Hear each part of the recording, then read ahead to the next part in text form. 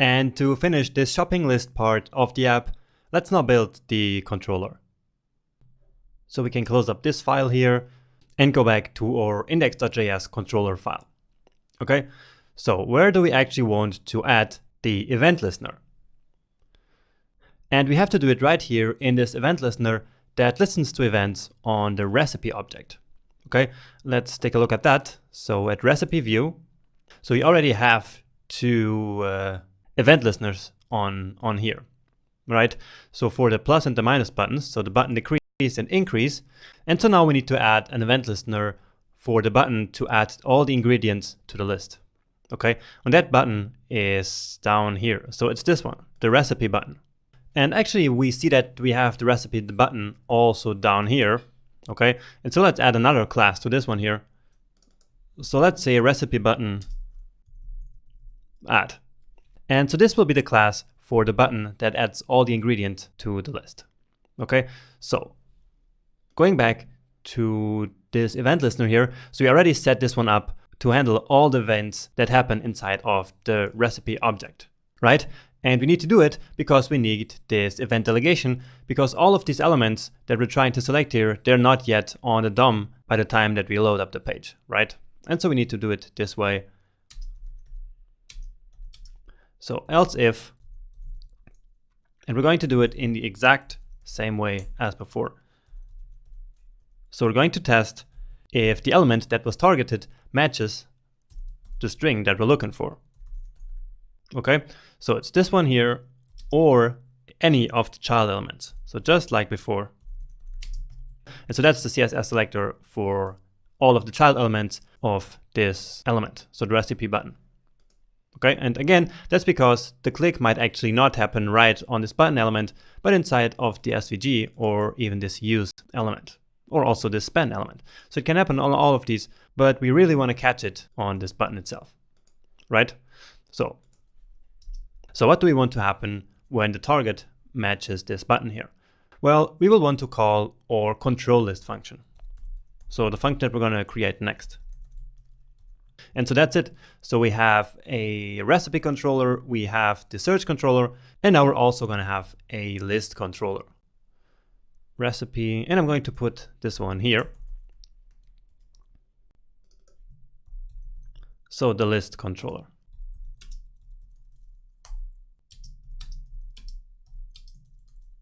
So just like before, let's add the steps that we got to take here in this controller. So first off, create a new list if there is none yet, right? Because imagine that we add the ingredients to a list, then open up another recipe, and then we add those ingredients as well. So in that case, we don't want to create a new list, of course, because we already have one, okay? And we can actually already start implementing this, okay? So if there is not state.list, well, then state.list will be a new list. Hello and welcome. And that's it. Remember, we don't pass anything into the list because it's empty and we don't need to pass anything in there. We just want to basically initialize and with an empty object. Okay, next up, what are we going to do? Well, what we want to do is to add each ingredient to the list, right? So where are our ingredients? Well, they're at state.recipe.ingredients. And remember that this one is an array. And so let's simply loop over this array, and then for each element in the ingredients, we're going to add a new element to our list. Okay, so it's as simple as that. So for each. So what are we going to do here? We will do state.list, which is the element that we just created up here. And now we can call add item on it, right? So that's the data model that we just defined a few lectures ago, right? So we have our add item method here to which we add the count, the unit, and the ingredient, okay? And so let's pass all of that data into this function. So we have l.count, we have l.unit, and we have l.ingredient, right? And that's because L is currently one element of the ingredients, and all the ingredients have, of course, a count, a unit, and an ingredient. And now let's take a look again at this function here, or add item function, because it will actually immediately return this item to us. Okay, and so that's great because we can now save that. So let's save it to this variable, and so let's add this item right away to the user interface. And I think we hadn't yet imported. Now that's right. So recipe view, and this one is called the list view. So we have, and where is it? So we have list view dot render item, and then we just pass in the item. So remember, it is, we don't need this one anymore. So we have our render item function here, which receives an item. Okay, so we just pass there, and then it reads all of the data that it needs and basically prints it to the user interface. Okay, so add each ingredient to the list and user interface. And that should actually be it for this step. So let's now finally test it out. And we can actually test it with this here. So add to shopping list. Whoa, and here they are. So it's really working already. That's awesome. So it basically looped through all of these ingredients here and then put each of them here in the list. Okay, and so we already have this loop here. So we have this for each loop here, and that's why we didn't need to include a method here in the list view that loops over all the items. So we did that in the search view, right? So we had render results, and then we looped over all of these results and rendered them one by one. But in this case, that's not necessary because we already have this loop here, and so it's easier to just have this one simple function that will then render them one by one. Okay, so this part is working as of now. And now the next thing is to actually add an event listener to this button here, okay? And also to these, basically to these buttons here, so that we can both delete this entire item and also update the value in our model whenever we change the value like this. So let's implement that. And once again, we are going to need event delegation, right? Because all of these items, they're not yet there by the time that we load the page, right? So let's do that right after here. So handle delete and update list item events. So where do we want to catch these events?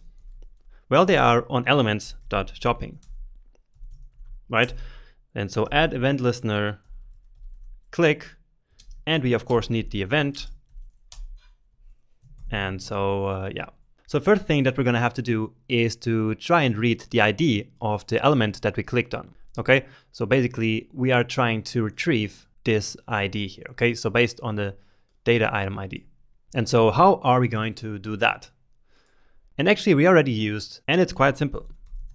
So let's say const ID is e.target, and now we're going to use a method that we used before. Can you guess which method we will need to use here? Well, it's the closest method. Okay, and that's because we need to specifically find the element which contains our ID that we want to read.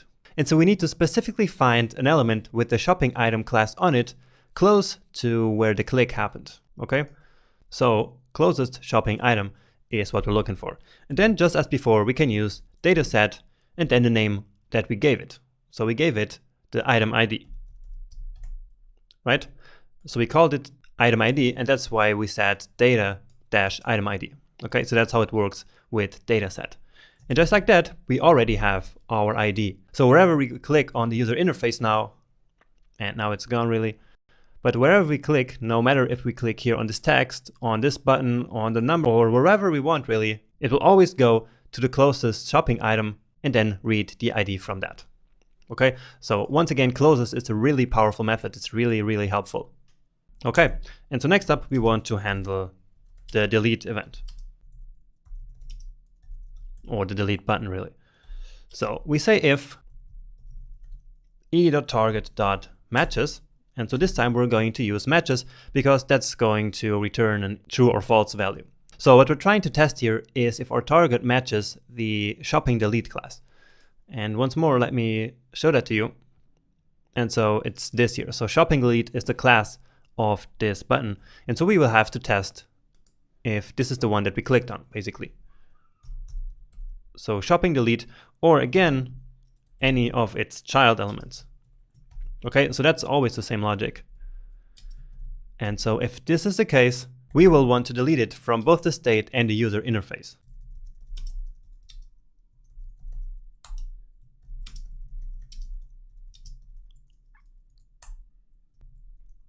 So very simple, state.list.delete item.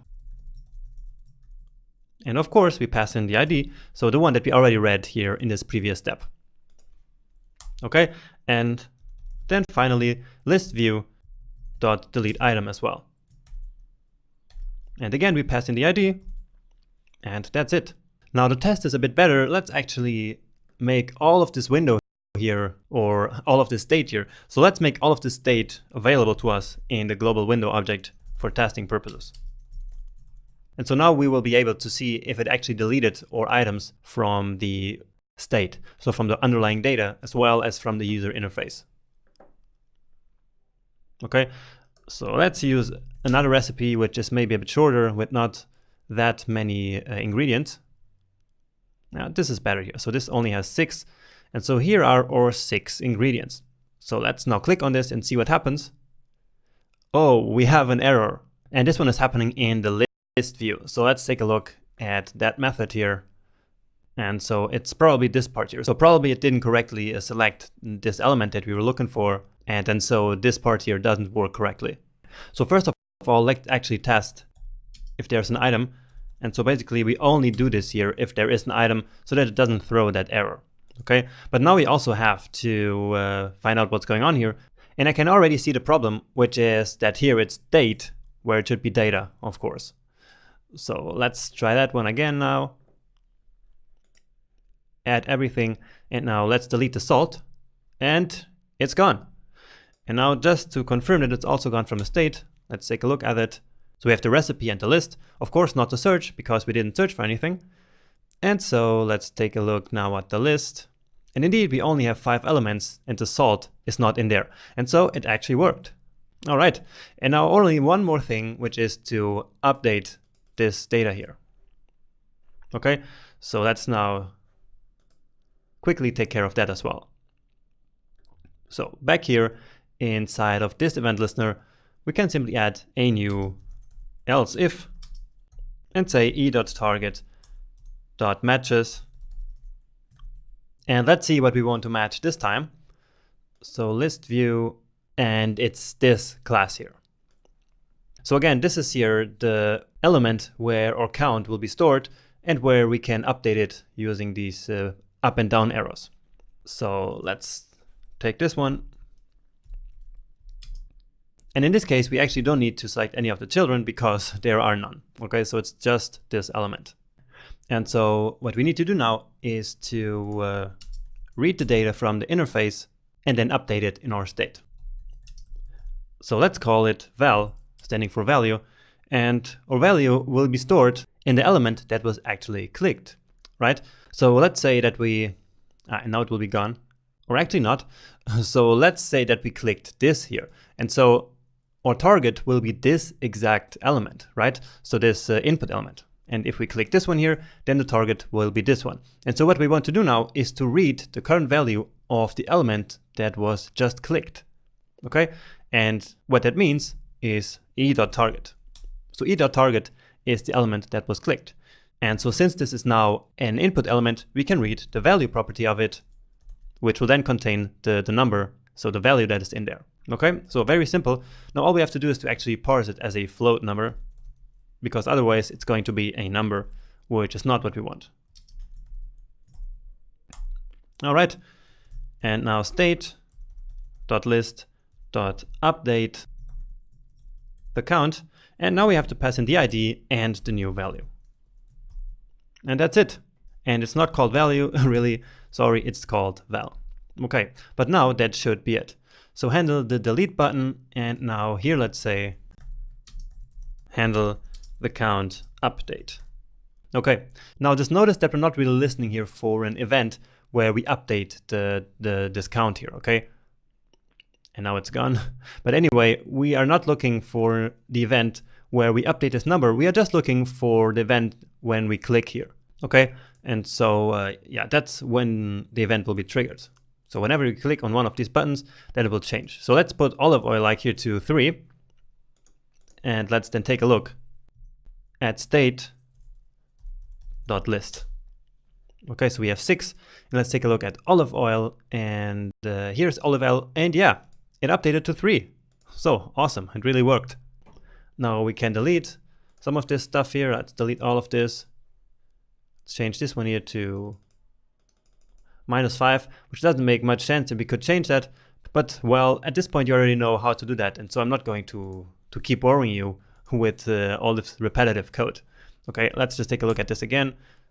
And you already see that we only have two elements now, which is -5 instant yeast and then 3 olive oil. So cool, it is working. And so we're done with this part here as well. So next up is then this likes functionality, where we can finally like some recipes and then basically add them to a list of favorites. So that's going to be the last thing that we're going to do. It's going to be a bit more difficult than this list here, but I think it's a great addition because you will learn some new cool stuff. So congratulations for making it this far, and see you in the next video.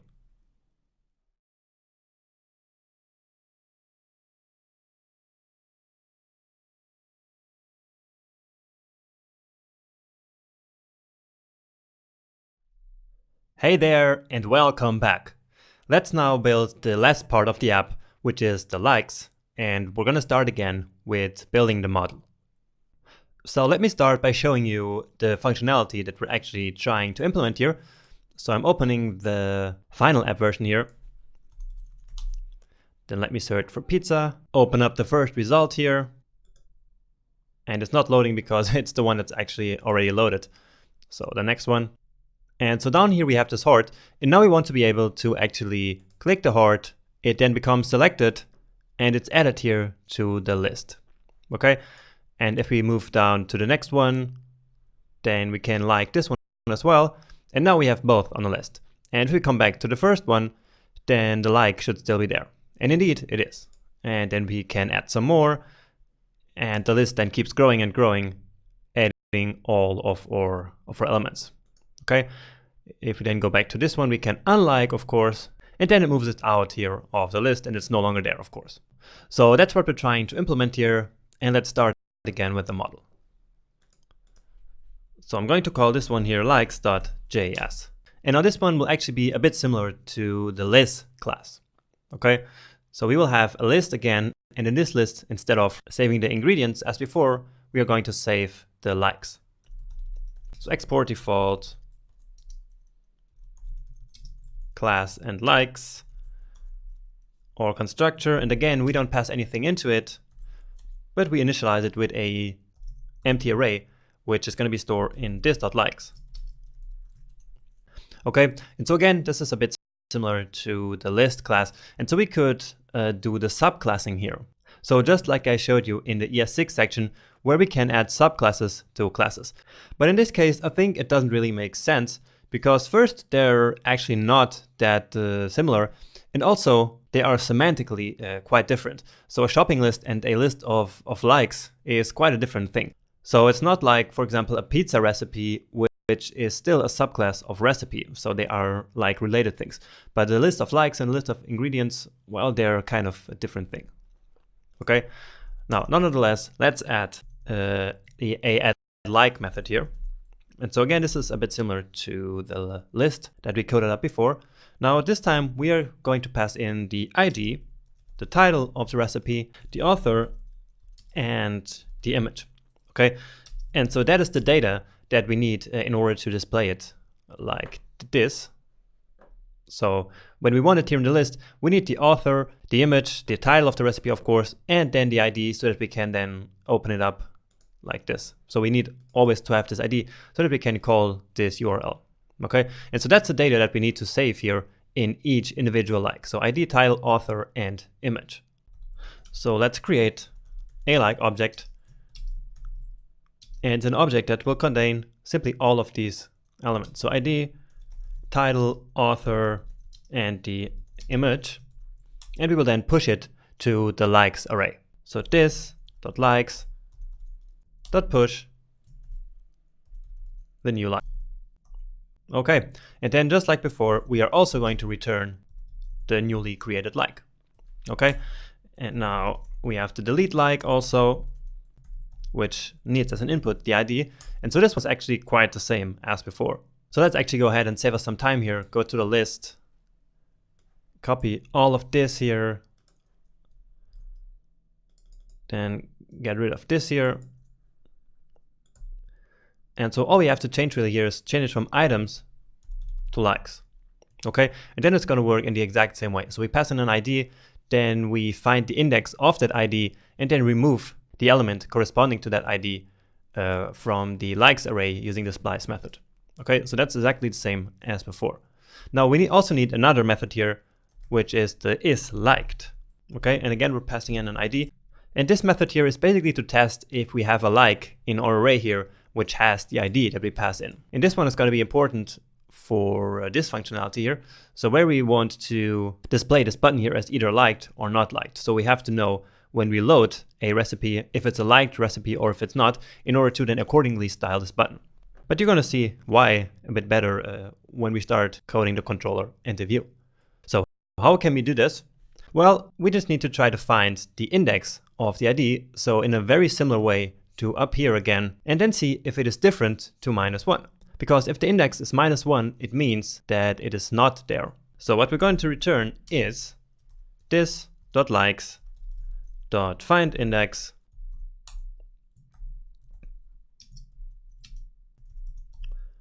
and then find the index, of course, where the past ID is equal to the current ID in the current loop.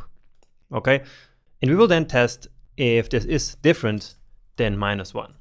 Okay, and that's because if we cannot find any item with the ID that we passed in, then this will be -1. Okay, and if this is -1, well, then this entire expression here will turn out to be false, which is what we want, because it means that the recipe with the ID that was passed in is not liked. Now, on the other hand, if this turns out a number that is not -1, well, then this here will, of course, be true, and we will then return true, because the recipe with the ID that we passed in is, of course, liked. So it is basically here in this array. All right.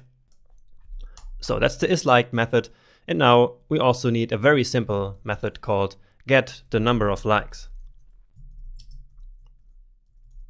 Okay, so this one just returns this.likes.length.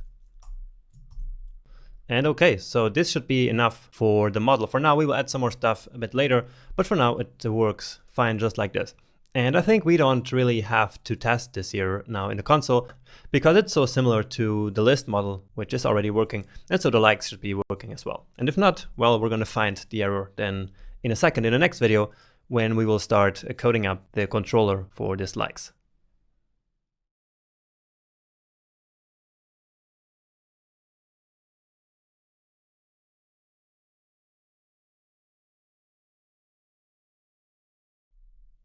Let's quickly continue and build now the controller for the likes feature of our app. So this is where we left off with our model. Let's put it this way here and start working on the controller again. Okay, so let's get this code here inside the like controller. Now, where do we actually trigger a new like? Well, it happens, of course, on that like button, right? And that like button is again in the recipe, and so we will control that click again in this event listener here, okay? So all events that happens on the recipe, we will all of them handle here in this event handler. So you're already handling the decrease button, the increase button, and also the add to list button.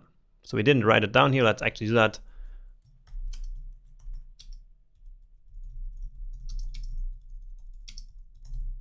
All right, so let's grab the name for the selector. So it is in recipe view, and the like is this button. So it's the recipe love class that is associated with the button. Okay, and so that's the one that we want to test for now. So else if the target matches this selector or any child element, just like before. Okay, because I think there are some childs, and yeah, of course. So this SVG here might also be where the click happens, and in that case we want to still match the button itself. Okay, and what is going to happen in this case? Well, we want to call the like controller, which we don't have yet, but we will do it in a second. So it is simply the controller control like. Okay.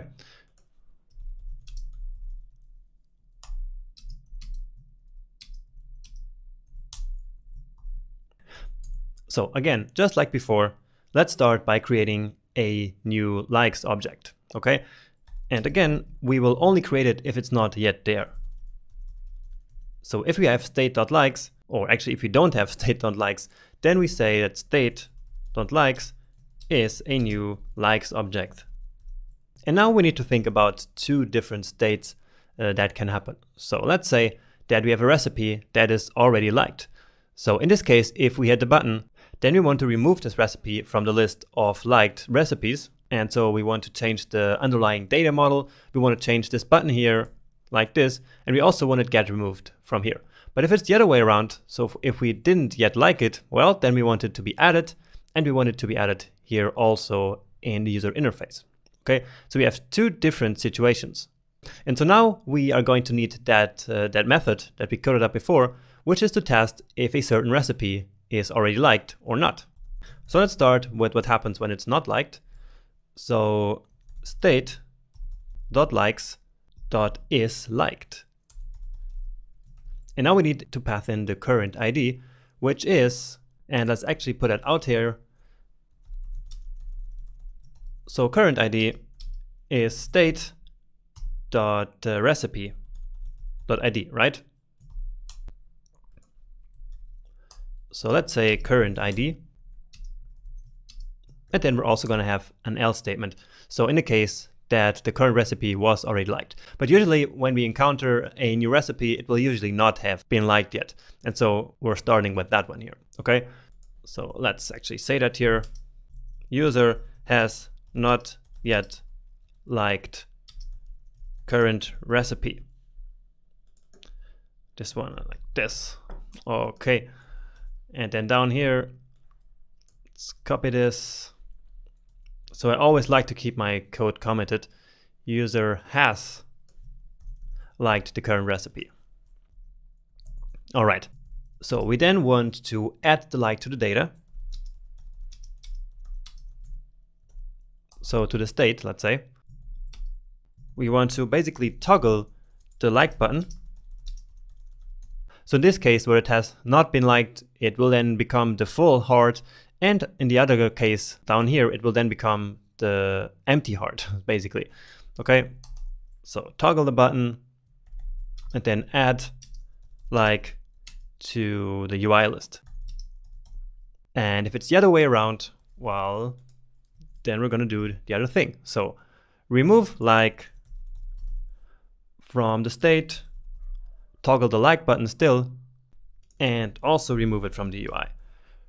Remove like from UI list. So let's start by creating a new like here.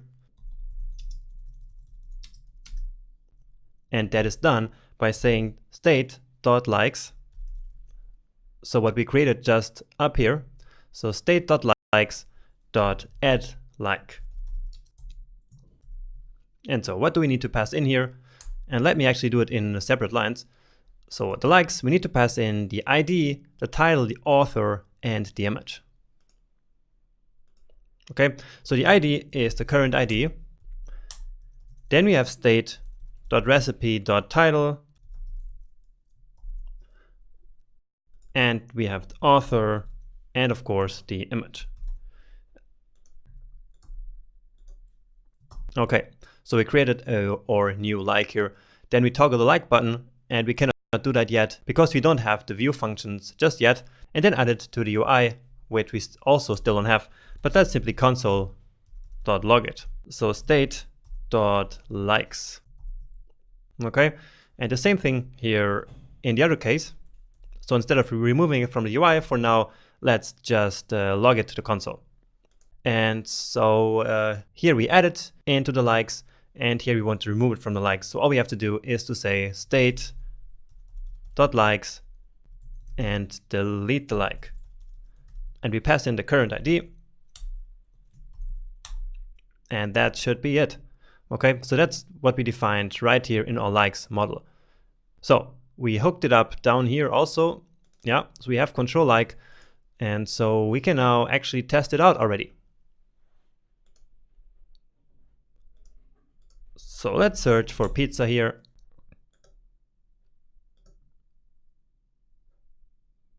And hit the like button. And we have an error. Okay, so likes is not defined. And yeah, of course, so this likes here is not defined. And that's because we didn't include the model just yet.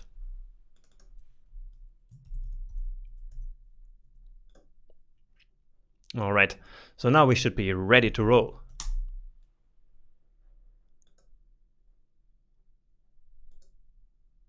Oh, we have our likes array already here. And indeed, it is the best pizza dough ever. So it's working, you see? It has this current ID also here. And so great, it's working. Well, it's not really here yet.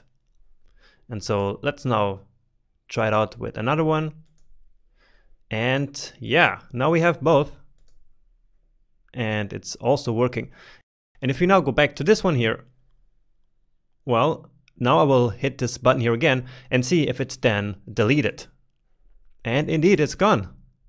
So it's working. So now we only have the deep dish fruit pizza, so the next one. And if I now also dislike this one here, well, then it's gone. So all our likes are now gone, which means that our controller is currently working. Okay, so next up, all we have to do now is to create the view. So toggle this button here and then also display the list of likes up here.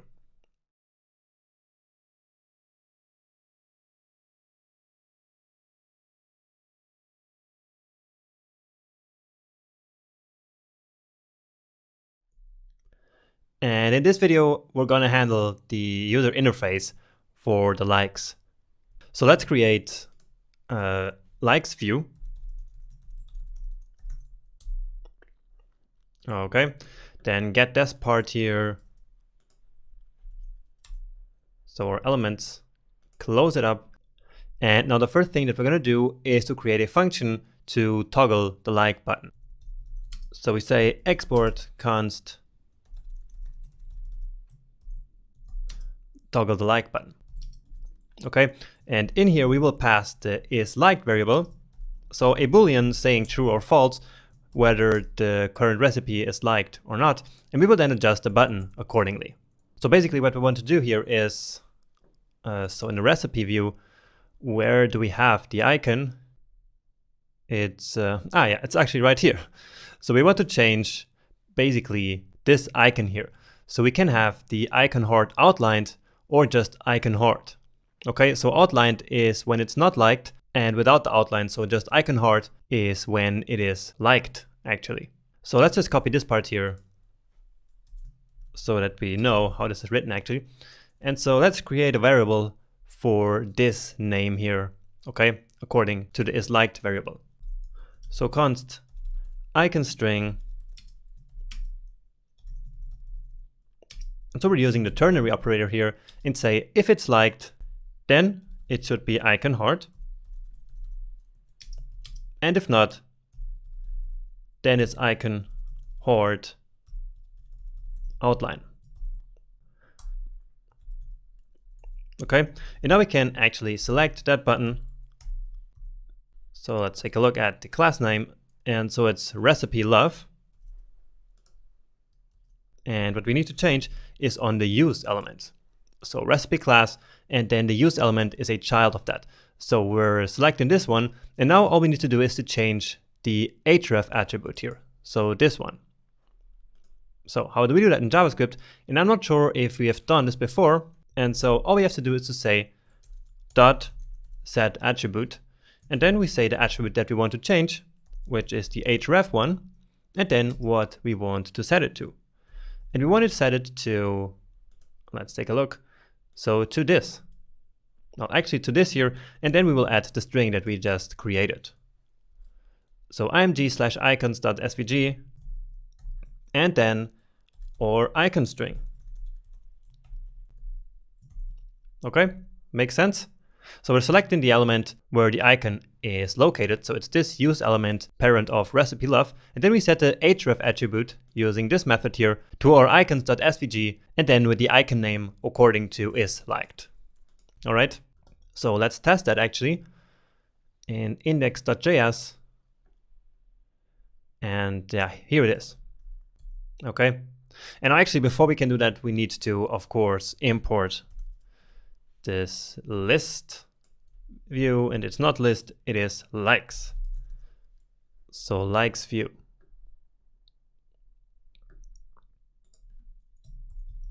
So likes view dot total like button, and now in here we pass true. Okay, so this is the case where the user has not yet liked the current recipe, and so after he likes it, then of course it should be liked, and so it's true here. Right? And then the next one is the opposite, and it will be false.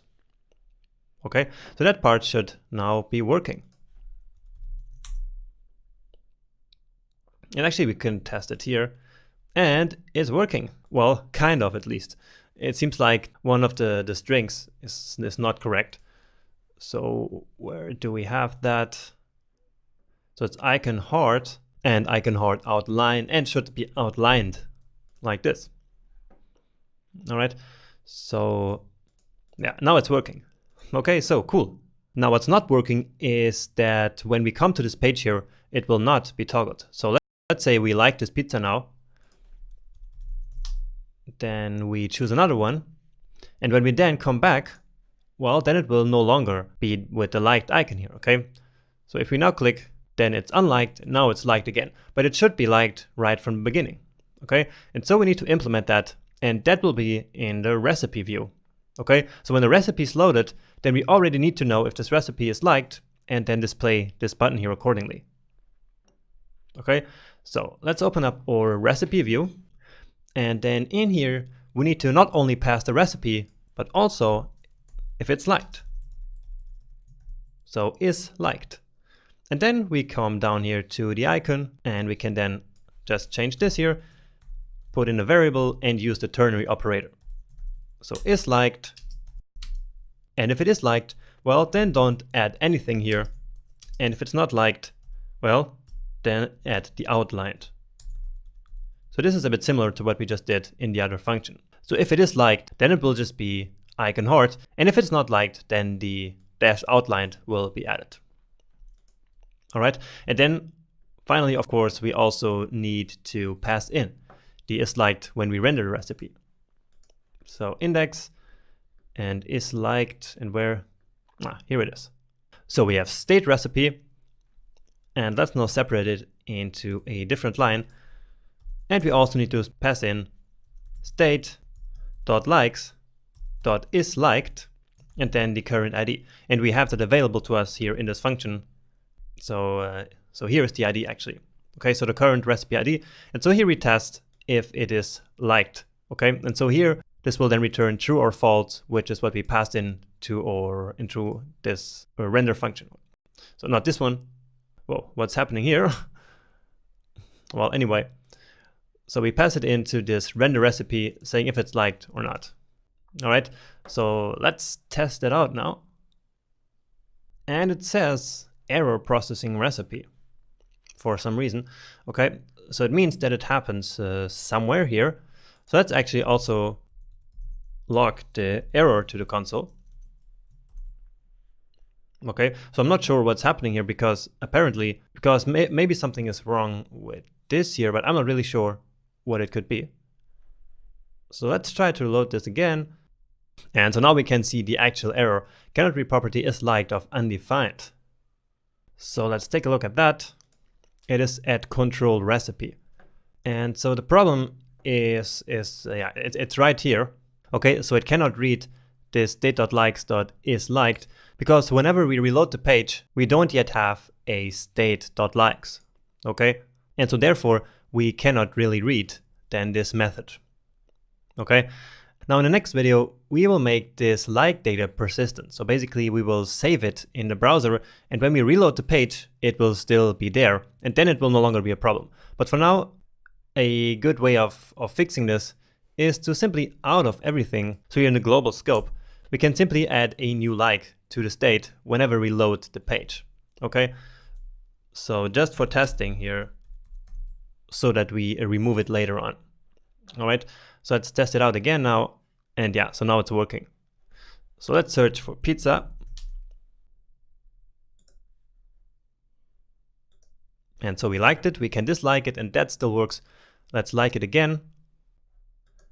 And now let's try coming to the next one, like it as well.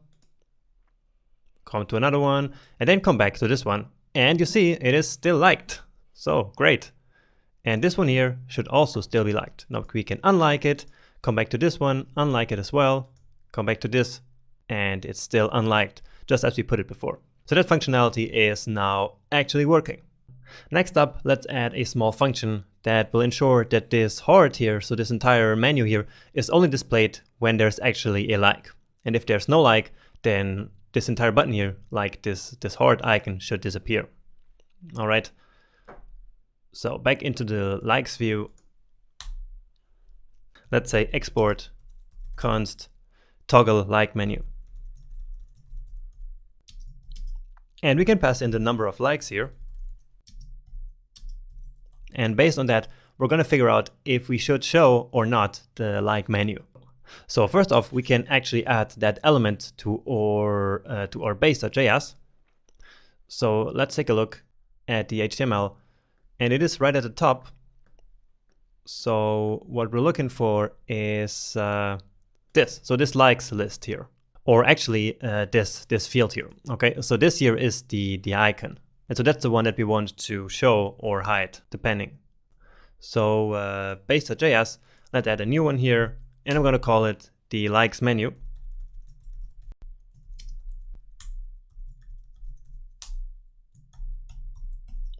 Remember, likes menu. So all we have to do is to say elements.like menu, and now we can manipulate the style property. Okay, so in order to just manipulate a single style in CSS, and what we're looking for is the visibility. Now, as you already know, if we had many styles that we wanted to apply, well, then we would just define a class in CSS and then toggle that class here using JavaScript. But in this case, it's just the simple visibility property. And so let's just do it like this with the style property here. Okay, so we can now do a ternary operator and say that if numLikes is greater than 0, well, then it should be visible. And if not, so basically if it is 0, well, then we want it to be hidden. And that's it. That's really all it takes here in this case. All right, so it's the toggle like menu.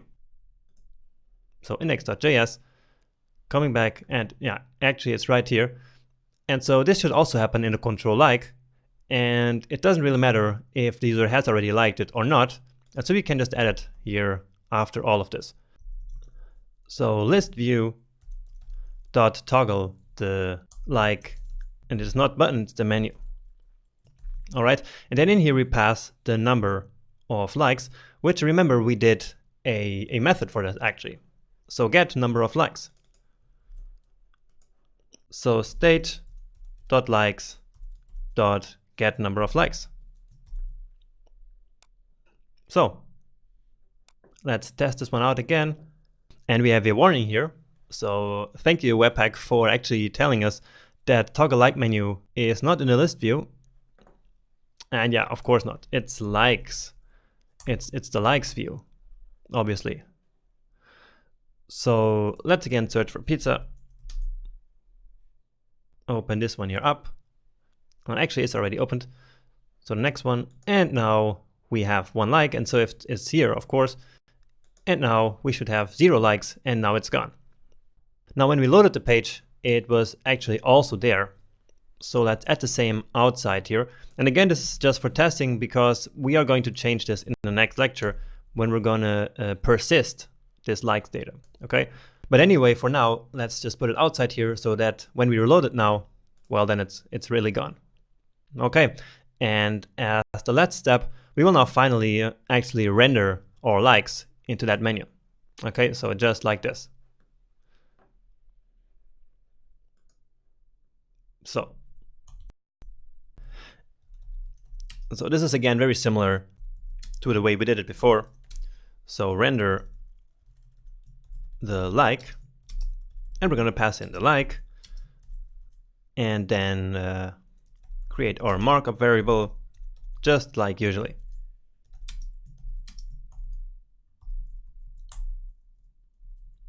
Now we need to get up that markup from the HTML.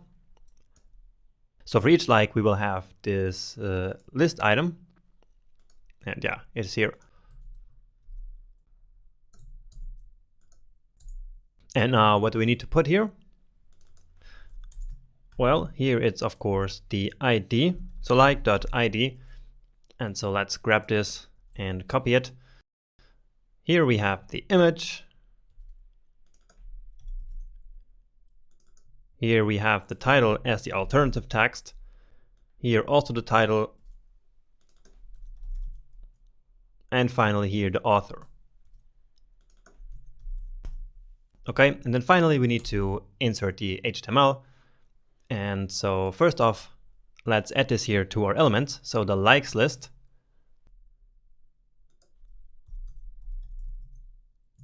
So likes list, document.query selector.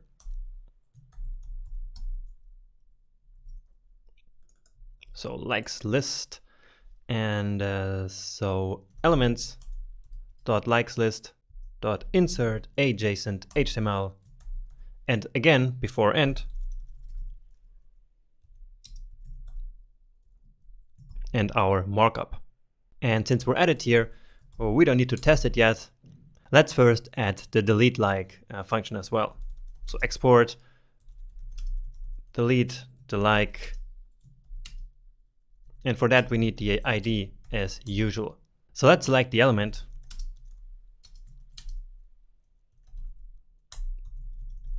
So document.query selector.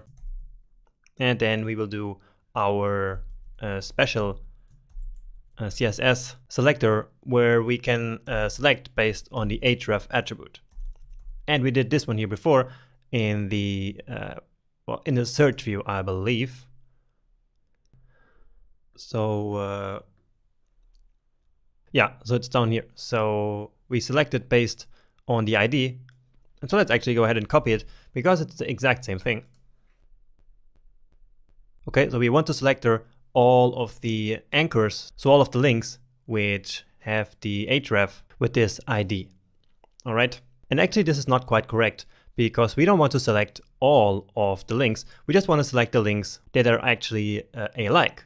Okay, so we want to select not the links, but the ones with the likes link class. So likes link, and then the ones that have this ID. Okay, and the same actually applies to the search view here. So we don't want to select all of the links because then that might select the link in the likes list and not the one in the search result. And so that is here a small bug. And so instead, let's simply select the result link. So it's this results link. Okay, so that's the one that we need to actually select. All right. Now this selects the link, but we don't want to just remove the link. We want to remove the entire li element, right? So we're selecting this link element, but what we want to delete really is this entire list element, okay? And that's very simple. We just select the parent. So parent element. So very simple. And if there is an element, so it's always best to test if the selection here was actually successful. So if there is an element, well, then we can remove it. And just like before, we move up to the parent element and remove the child. Okay, so now it's time to actually test this. And so this is our version, pizza, and so let's try it with the pizza quesadillas. No error, and it's here. but it's not really in the list. So something went wrong here. Well, this functionality here still works and the button is still gone, but something in the code is not correct. And it didn't even give us an error. So maybe it's just something with the render like. And yeah, I guess the problem is that we didn't really already call these functions. Yeah, so we just logged it to the console. And so of course we need to do likes view dot render the like and pass in the new like. Okay, and so that's why we saved it here also to this variable. Okay, so we did the add like, which then, remember, returns the newly added like.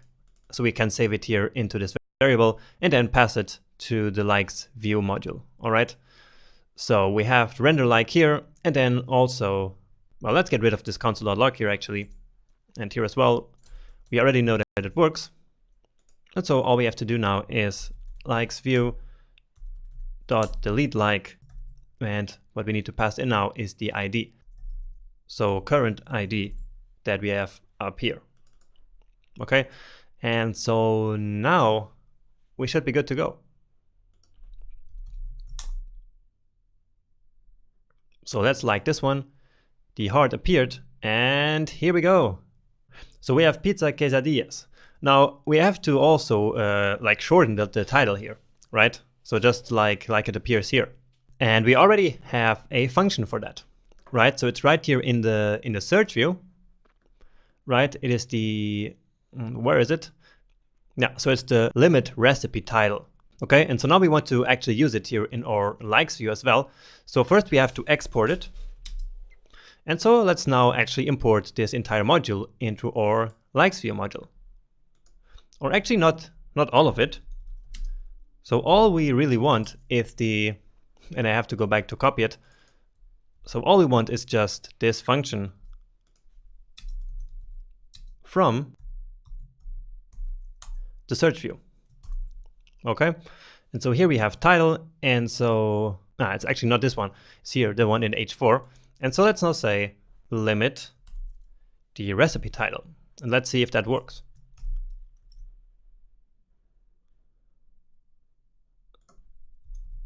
So pizza, let me like this one here already, and yeah, so now it's better. Let's now like this one as well. And indeed, here we go. And so I can now click this and it takes me to that recipe. And at the same time, it also actually highlights it here. So everything's working perfect. Our icon is also still liked.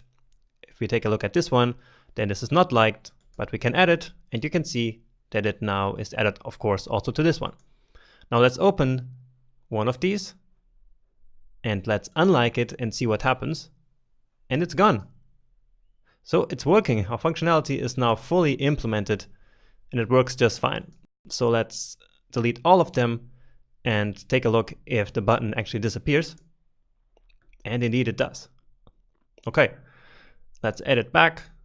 And here we go. And if we now reload this, well, then it's gone. So it's no longer liked. And so what we're going to do in the next video is to actually persist this data. So basically save it in the browser. And when we then reload the page, all our likes will still be there. So that's then a bit like more useful for the user if we were to use it like on our local computer. Okay, so great work, great job making it all the way until this point. There's just a tiny bit missing, which is this functionality that I just talked about that we're going to implement right in the next video.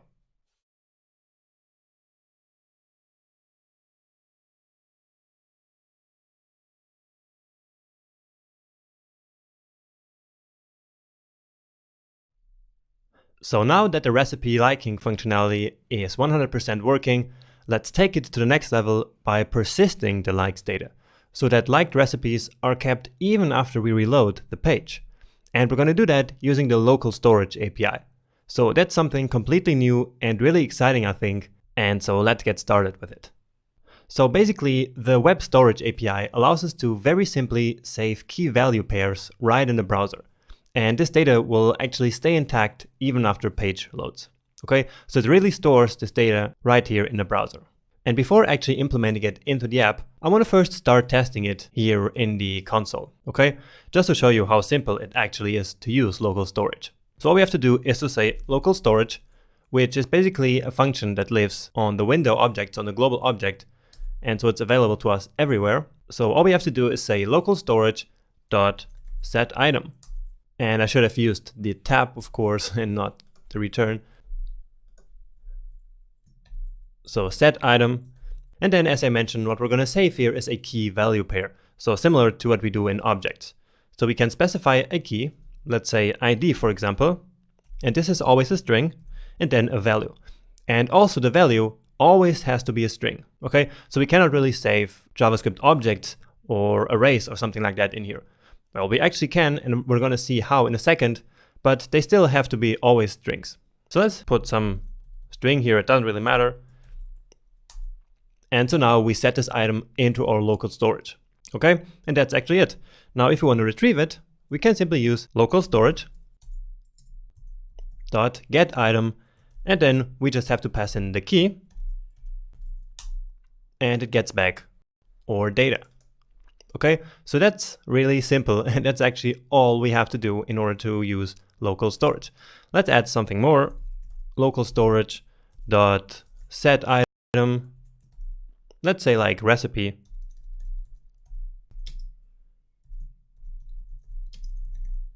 and something like tomato pasta. What we can also do is to simply say local storage, and then it will show us what we have in our storage.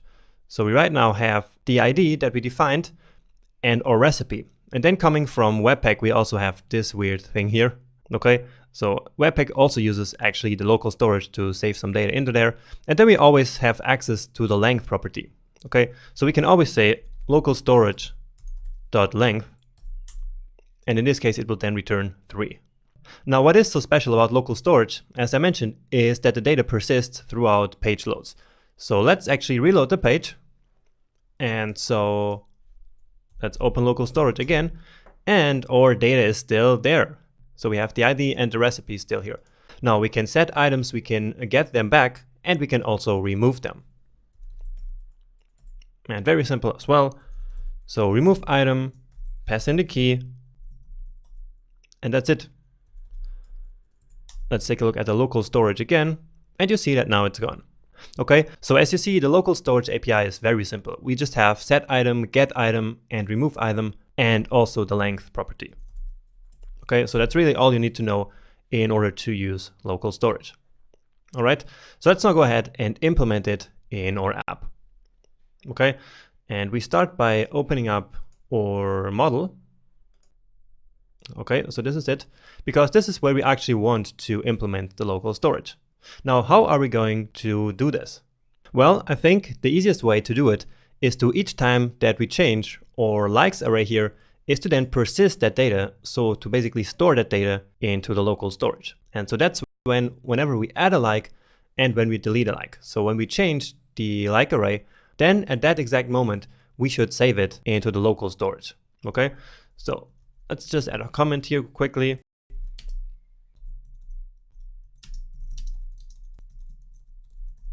Persist the data in local storage, and then the same thing here in the delete like method. Okay, and so this is the same thing here. We will do this in both methods, and so let's add a new method that we can then call from both add like and delete like. Okay, so let's call this one here persist data.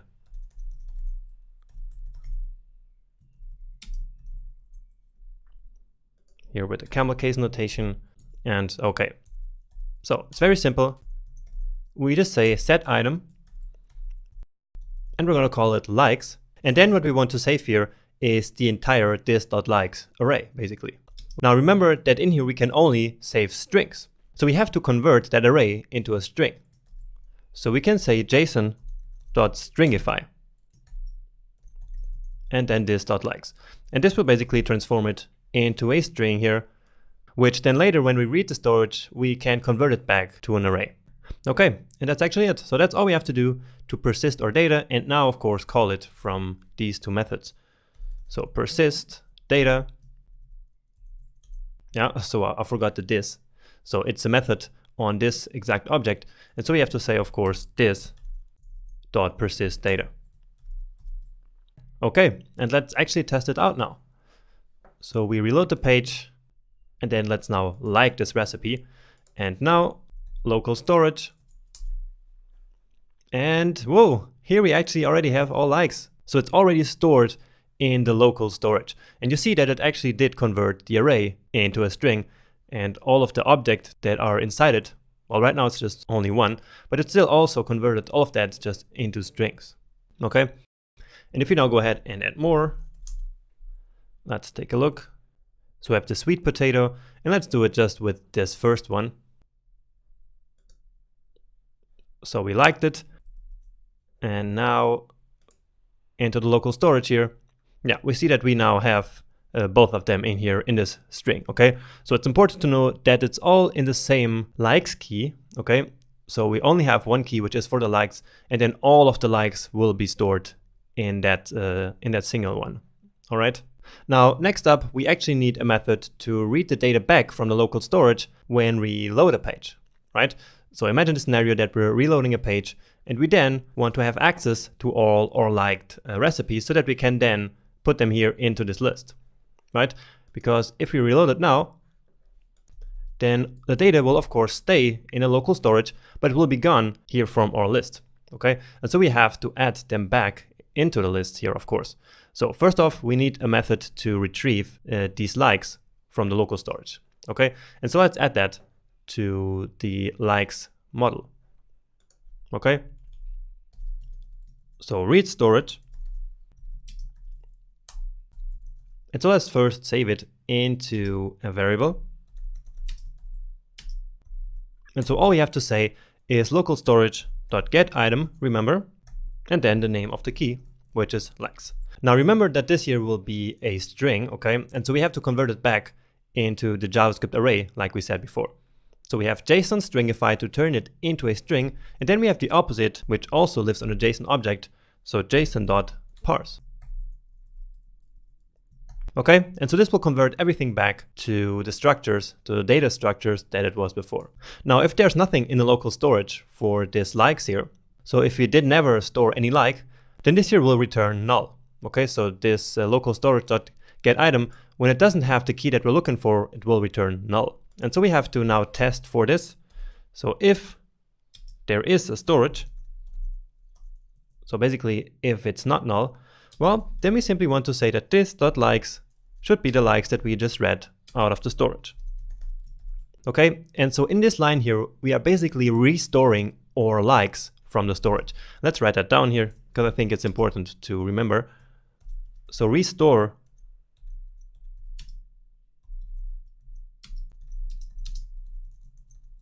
from the local storage, okay? So this one here is important to store the result of what we read from the local storage back into this.likes, all right? So let's now go back to our browser and test it out, okay? And you see that we have access to, of course, the local storage, first of all, where we have our likes, and we also have access to the state through the window object, okay? Remember that we attached it to the window object for our testing purposes. And so right now we have this likes object in here, but it is still empty. And so let's now call the read storage method that we just coded. So state.likes.read storage. Okay, and now let's check it out again. And so now we should have the data in the likes. And indeed, here they are. So they are back to being objects, and so everything is working perfect. So remember, we reloaded the page, and of course the likes were gone from the likes object, but they were still in the local storage. And we then called the read storage method that we coded up before in order to restore these likes back into the likes object that we have here in our global state. Okay, and so you can see that they are now here back in the object. All right, and so now all we have to do is to do exactly this here automatically in a controller, of course. Okay, so this here is done. Let's go back to the controller and add a new event handler for when the page loads. Okay, so what we just did in the console is what we want to do each time that the page loads. So restore liked recipes on page load. So window.event listener when the page loads. And so each time the page loads,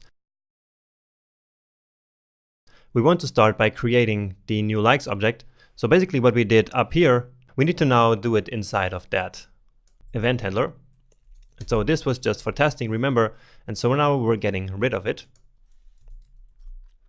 So we start by creating the new likes object, which will of course be empty after a page reload. Okay, but now we can then fill it just like we did in the console a minute ago. And so we just say read storage, and with that our likes are back. Okay,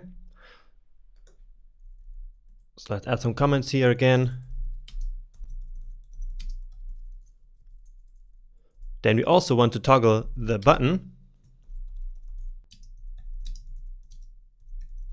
Okay, so just like we did up here also, so that in case if there are some likes, then the button is actually displayed. And then finally, of course, we want to render all liked recipes up there in the menu, right? So render the existing likes. So state.likes and .likes again, right? Because that's the way that we called the likes array. And so now we call for each. And so for each like, what we want to do is to say just like we did before, so likes view, and then pass in the like. And that's it. So this is the code for restoring our likes from local storage. Okay. And well, actually, it's not the right code. So this is, of course, it's likes view dot render like. Okay, so now it's correct. So maybe you have spotted that already. Well, I did not. So anyway, this should now be working. Let's test it out. And you see our list is up here, and both the recipes we had liked before are now there. So the best pizza dough ever. Let's now unlike it. It's gone here. Let's reload the page. And you see it's still gone. So that's just perfect. Let's try it with a couple others. So let's try the deep dish fruit. It's like this one and the cauliflower. This one looks great as well. So let's like it. And of course, they're all there. If we go back to it, the like will still be displayed. And now, when I reload the page, they are all still there. And the recipe is still liked here with, as you can see in the button, and it's also liked here. Okay, so that's it. It's working now. That's the end of our project. We have implemented all the functionalities that I wanted to show you. And I believe and hope for sure that you learned a lot along the way. So in the next lecture, we will just have some final considerations and then really wrap up this project. So see you there in a second.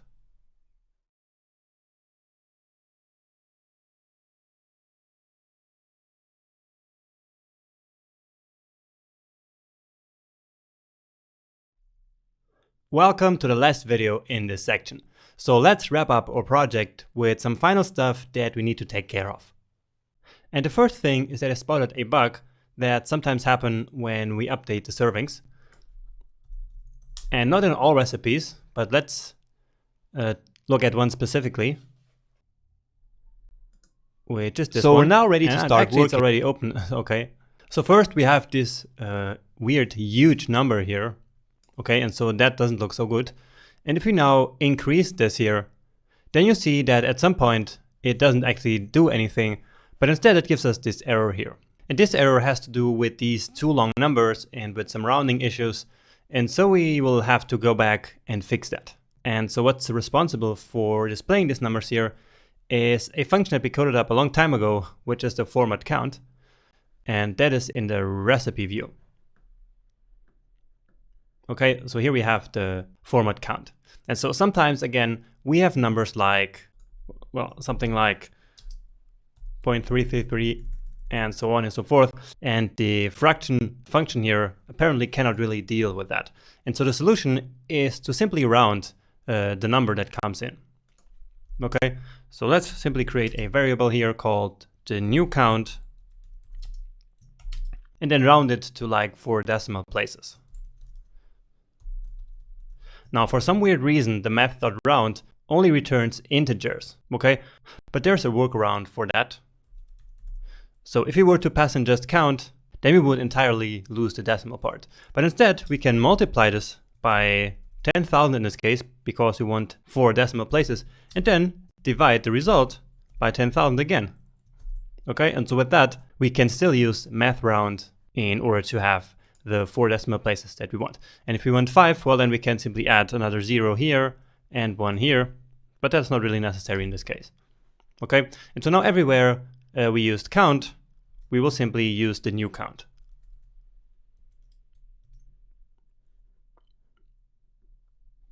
Okay, so let's test it out, and it looks a bit better already. So it's still not perfect, but for now I am going to leave it like this. Okay, so it does work actually. But anyway, what matters now is that we no longer have this error here when we reach the number 6, so 6 servings. So the error is gone, and now everything works just as intended. So let's move down, and yeah, so everything works now. Next up, let's clean up a bit our code. And by that I mean just the index.js. So we have some stuff here that we don't want in the production version. So for example, we don't want to leak all of our state data into the global object. And so let's take out that one. Let's see if we have some more. So we have some console.log here of the ID. That one we also don't need. Give it some more space here. And let's see. Yeah, so down here we have another thing, so another variable that we added to the global object, which we don't need at all. Okay, so now I think it's a bit better, a bit cleaner code. Now, next up, let's actually start up our build process. So this one here, where we use Webpack in the production mode.